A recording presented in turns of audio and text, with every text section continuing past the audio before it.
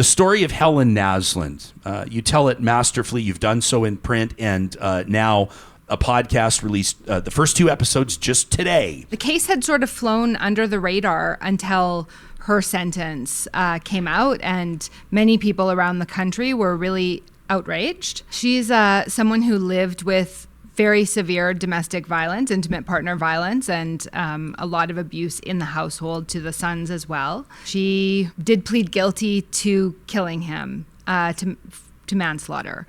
One of the things that we explore in the podcast is really the idea of battered woman self-defense, which is self-defense that can happen even if someone is sleeping or, say, has their back turned towards you. What does justice look like when someone who's been a victim for that period of time becomes the accused person, and aggressor all these years, Miles Naslund, becomes the quote-unquote victim? It's important listening, and I encourage everybody to do so. As mentioned, the first 2 episodes are out now. I listen to them start to finish, back to back, but it's difficult to listen to. Daily abuse, verbal abuse, what sounded like sexual abuse, horrific physical abuse. There was animal abuse happening on the farm in so many ways that they were being docked from it sounded like slaughterhouses or next level consumers because the pigs that they were selling were arriving in such poor condition with bruising and lacerations.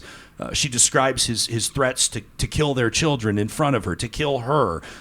She said, in a moment where my heart dropped listening to you tell the story, she told you she had lost count of the number of times she had a gun to her head. She lived with very severe abuse, but we know there are so many people who live with abuse that is this bad, or some other versions of abuse. So I felt she was really opening herself up in the hope that it could help other people and that her experience can help others. So when she shared those things with me, and they are very difficult to hear, this is not an easy podcast and at times to listen to, although I think ultimately there's a lot that's really beautiful about her survival and the way that people support her. I just felt so honored that she felt she could share those things with me and trusted me to share them with others, first on the page and then in her own voice. She's never spoken to a reporter before.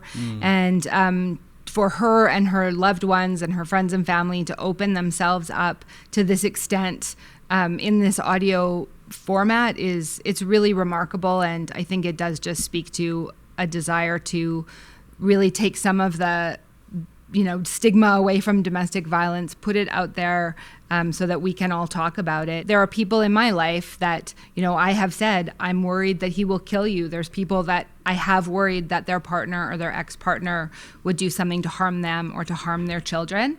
And in that piece I wrote, it's personal for me, but it's personal for you too, even if you don't know it. Statistically, anyone listening to this either has been affected by domestic violence themselves or someone they love has. That's just simply the numbers. And sometimes we know it because people are able to confide in us, and sometimes we don't because people are hiding it. Or like Helen, they think they're hiding it, even if they aren't. I do think, to me the word is privilege. It is a real privilege to be able to hear someone's story, that they trust you to share it with you. These were very difficult interviews. We're talking hours. I think the first interview we did was almost 5 hours, talking about things that had never been spoken before. That's one of the things when you look at systemically how Helen is failed in the justice system, because I do believe she was failed in the justice system, that there's no point at which she actually really is able to speak about her experience in a way that could then have an outcome, should have had an effect on the outcome of her sentence. So instead, she's for the most part silent all the way through the process. So to me, I really wanted to hear her story in her voice.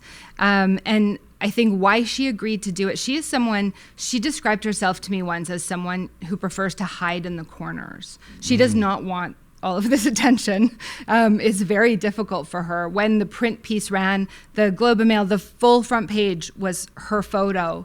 And we had a conversation then about, are you okay for me to still go ahead with a podcast on this? Of course, which puts her out there in a whole other way. It's 8 episodes. It's very long. We really get into things in a very deep way. And she said yes. And really, Helen's motivation all this time has been to help others. And when I first wrote her, I mean, I really passionately do believe that her story is very important and that it can teach people a lot, and that by looking at the way her case then moves through the system, that hopefully the system can change to help other survivors and victims who face similar challenges that Helen did.